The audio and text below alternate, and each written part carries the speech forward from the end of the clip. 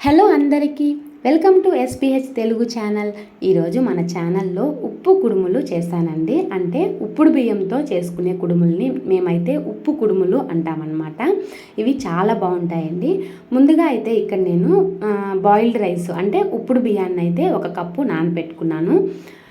ఆవాలు, జీలకర్ర కొద్దిగా, నెయ్యి 1 స్పూను, ఒకటే ఎండుమిరపకాయని ఇలా సన్నగా కట్ చేసి పెట్టుకున్నాను. పచ్చెనగపప్పు, కొత్తిమీర, కరివేపాకు కూడా సన్నగా కట్ చేసి పెట్టుకున్నాను. పచ్చి కొబ్బరి 1 కప్పు ఇలాగా తురిమి పెట్టుకున్నానండి. ఇక్కడ నేను ఏ కప్పుతో అయితే రైస్ తీసుకున్నానో ఇక్కడ వీడియోలో కనిపిస్తుంది కదా, ఆ కప్పుతో నేను 1 కప్పు రైస్ తీసుకున్నాను అనమాట. అదే కప్పుతో పచ్చి కొబ్బరిని కూడా 1 కప్పు తీసుకుంటే మనకి రుచిగా ఉంటుంది. అంతేకాకుండా పచ్చి కొబ్బరి చాలా హెల్దీ కూడా కాబట్టి కొద్దిగా ఎక్కువ తీసుకుంటే చాలా బాగుంటుందండి.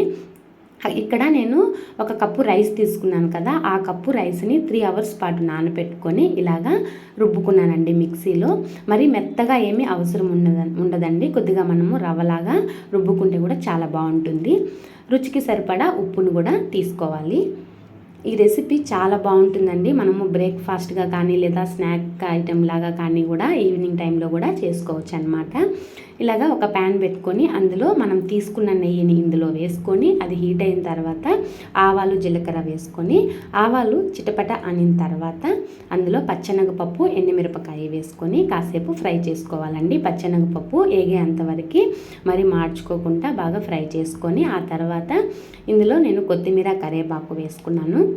ఇందులోనే ఇప్పుడు కొత్తిమీర, కరివేపాకు వేసుకున్న తర్వాత మనం ఆల్రెడీ తురిమి పెట్టుకున్న పచ్చి కొబ్బరిని కూడా ఇందులో వేసేసుకోవాలి.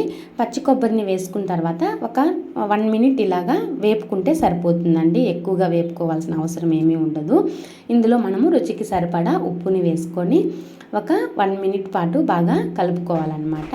ఆ తర్వాత ఆల్రెడీ మనము రుబ్బి పెట్టుకున్న పిండిని ఇందులో వేసేసుకోవాలి.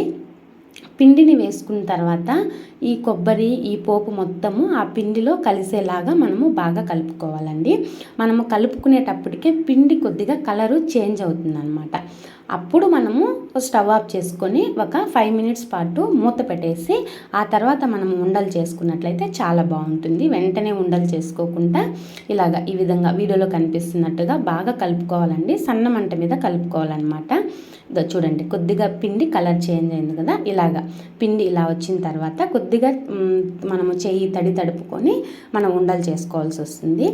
అంతలోపల ఇక్కడ నేను ఇడ్లీ పాత్ర పెట్టుకొని అందులో నీళ్ళు పోసుకున్నానండి. స్టీమ్ చేసుకోవాలి కదా, ఆ నీళ్ళు కొద్దిగా వేడయ్యే అంతలోపల ఇక్కడ నేనైతే ఉండలు అయితే పెట్టేసుకున్నాను పిండితో. ఇలాగా ఉండలు మనకి మామూలుగా కుడుముల్లాగా కూడా పొడుగ్గా కూడా చేసుకోవచ్చు అండి. నేనైతే ఇలా రౌండ్గా చేసి పెట్టుకున్నాను అనమాట. వీటన్నిటిని చేసి పెట్టేసుకొని ఒక 20 నిమిషాల పాటు ఉడికించుకోవాలండి. ఆ 20 నిమిషాల తర్వాత మనము చూసుకున్నట్లయితే బాగా మెత్తగా ఉడికిపోతాయి అన్నమాట. ఒకసారి మనం చెక్ చేసుకుంటే కూడా సరిపోతుంది. ఇలా మనము చేత్తో ఇలా అన్నామంటే చాలా మెత్తగా అనిపిస్తుంది అనమాట. మనము కుడుముని తుంచినప్పుడు చేతికేమి పిండి అతుక్కోకుండా ఉడికినట్లయితే కుడుము కరెక్ట్గా బాగా ఉడికినట్లు అనమాట.